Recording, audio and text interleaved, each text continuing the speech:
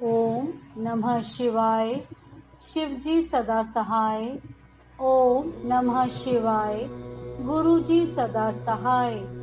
शिव जी के कीर्तावतार के प्रसंग में श्री कृष्ण द्वारा दैत्यवन में दुर्वासा के शाप से पांडवों की रक्षा, व्यास जी का अर्जुन को शक्र विद्या और पार्थिव पूजन की विधि बताकर तप के लिए सम्मत देना, अर्जुन का इंद्रकील पर्वत पर तप, इंद्र का आगमन और अर्जुन को वरदान, अर्जुन का शिव जी के उद्देश्य से पुनः तप में प्रवृत्त होना।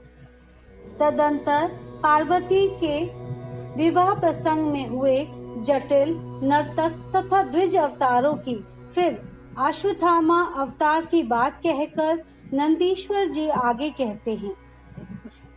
बुद्धिमान सनत कुमार जी, अब तुम पिनाकधारी भगवान शिव के किरात नामक अवतार का वर्णन सुनो।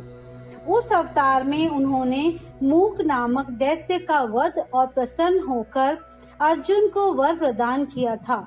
जब सुयोधन ने महाबली पांडवों को जीत लिया, तब वे सती साध्वी द्रौपदी के साथ दैत्यवन में चले गए। वहीं वे पांडव सूर्य द्वारा दी हुई बटलोई का आश्रय लेकर सुखपूर्वक अपना समय बिताने लगे। विप्रवर प्रियवर उसी समय सुयोधन ने आदर पूर्वक मुनिवर दुर्वासा को छल करने के प्रयोजन से पांडवों के निकट जाने के लिए प्रेरित किया। तब महर्षि दुर्वासा अपने 10,000 शिष्यों के साथ आनंद पूर्वक वहां गए और पांडवों से मनोकूल भोजन की याचना की। तब उन सभी पांडवों ने उनकी प्रार्थना स्वीकार करके दुर्वासा आदि तपस्वी मुनियों को स्नान करने के लिए भेजा। मुनीश्वर इधर अन्न भावा के कारण वे सभी पांडव बड़े संकट में पड़ गए और मन ही मन प्राण त्याग देने का विचार करने लगे। तब द्रौपदी ने श्री कृष्ण का स्मरण किया। वे तत्काल ही वहां आ पहुंचे और शाक के पत्ते का भोग लगाकर उन सभी तपस्वियों को तृप्त कर दिया। फिर तो महर्षि दुर्वासा अपने शिष्यों को तृप्त हुआ जानकर वहां से चलते बने। इस प्रकार श्री कृष्ण की कृपा से उस समय पांडव संकट से मुक्त हुए। तदंतर भगवान श्री कृष्ण ने पांडवों को शिव जी की आराधना करने की सम्मति दी। फिर व्यास जी ने भी आकर उन्हें शंकर के समाराधन का आदेश देते हुए कहा, शिव जी संपूर्ण दुखों का विनाश करने वाले हैं। वे भक्ति करने से थोड़े ही समय में प्रसन्न हो जाते हैं, इसलिए सभी लोगों को शंकर जी की सेवा करनी चाहिए। वे महेश्वर प्रसन्न होने पर भक्तों की सारी अभिलाषाएं पूर्ण कर देते हैं, यहाँ तक कि वे इस लोक में सारा भोग और परलोक में मोक्ष तक दे डालते हैं। यह बिल्कुल निश्चित बात है। इसीलिए भुक्ति मुक्ति रूपी फल की कामना वाले मनुष्य को सदा शंभु की सेवा करनी चाहिए, क्योंकि भगवान शंकर साक्षात परम पुरुष, दुष्टों के संहारक और सत्पुरुषों के आश्रय स्वरूप हैं। अब अर्जुन पहले दृढ़ता पूर्वक शक्र विद्या का जप करें, तब इंद्र पहले परीक्षा लेंगे, पीछे संतुष्ट हो जाएंगे। प्रसन्न होने पर वे सर्वदा विघ्नों का नाश करते रहेंगे और फिर शिव जी का श्रेष्ठ मंत्र प्रदान करेंगे। नंदीश्वर जी कहते हैं, मुने इतना कहकर व्यास जी अर्जुन को बुलाकर उन्हें शक्र विद्या का उपदेश देने को उद्यत हुए। तब तीक्ष्ण बुद्धि अर्जुन ने स्नान करके पूर्व मुख बैठकर उस विद्या को ग्रहण कर लिया। फिर उदार बुद्धि मुनिवर व्यास जी ने अर्जुन को पार्थिव लिंग के पूजन का विधान बतलाकर उनसे कहा। व्यास जी बोले, पार्थ, अब तुम यहाँ से परम रमणीय इंद्र की पर्वत पर जाओ और वहाँ जाह्नवी के तट पर बैठकर सम्यक रूप से तपस्या करो। यह विद्या अदृश्य रूप से सदा तुम्हारा हित करती रहेगी। अर्जुन को ऐसा आशीर्वाद देकर व्यास जी पांडवों से कहने लगे, नृपश्रेष्ठों, तुम सब लोग धर्म पर दृढ़ बने रहो, इससे तुम्हें सर्वथा श्रेष्ठ सिद्धि प्राप्त होगी। इसमें अन्यथा विचार करने की आवश्यकता नहीं है।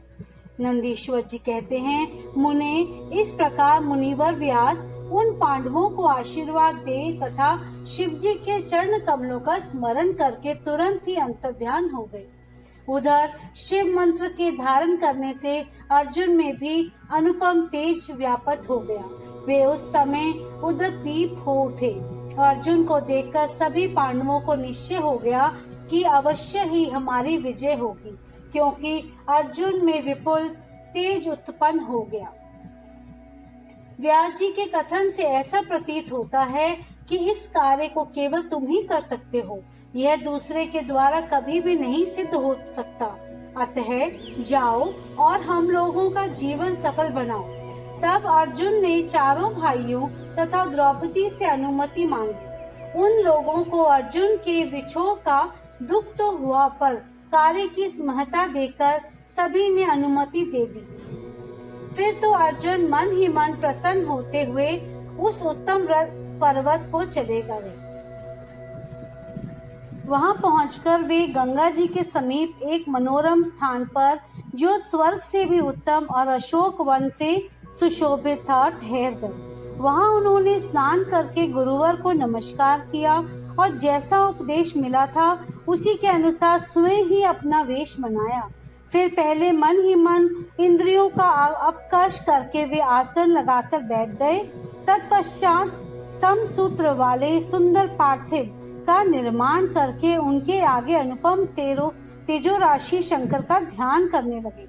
वे तीनों समय स्नान करके अनेक प्रकार से बारंबार शिव जी का पूजन करते हुए उपासना में तत्पर हो गए।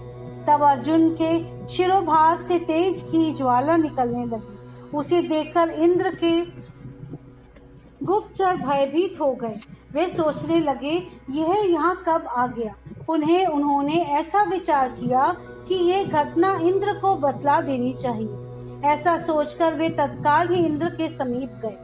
गुप्तचरों ने कहा, देवेश, वन में एक पुरुष तप कर रहा है, परंतु हमें पता नहीं कि वे देवता है, ऋषि है, सूर्य है अथवा अग्नि है। उसी के तेज से संतप्त होकर हम आपके सन्निकट आए हैं। हमने उसका चरित्र भी आपसे निवेदित कर दिया। अब आप जैसे उचित समझे वैसा करें।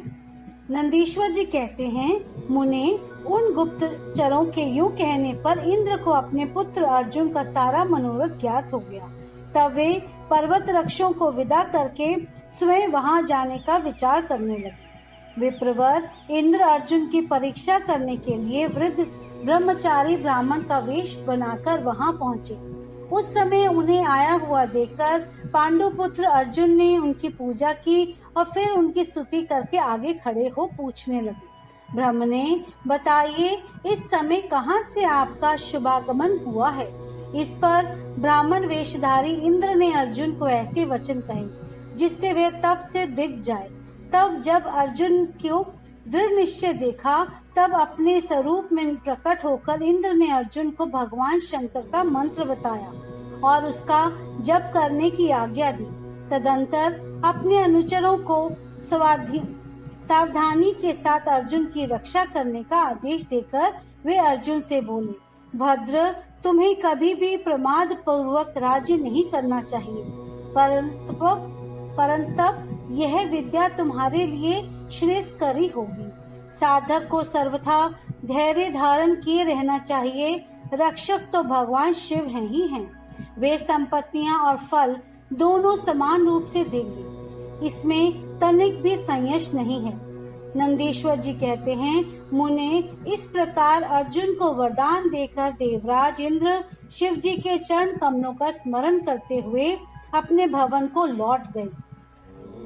तब महावीर अर्जुन ने भी सुरेश्वर को प्रणाम किया और फिर वे मन को वश में करके इंद्र के उपदेशानुसार शिव जी के उद्देश्य से तपस्या करने लगे।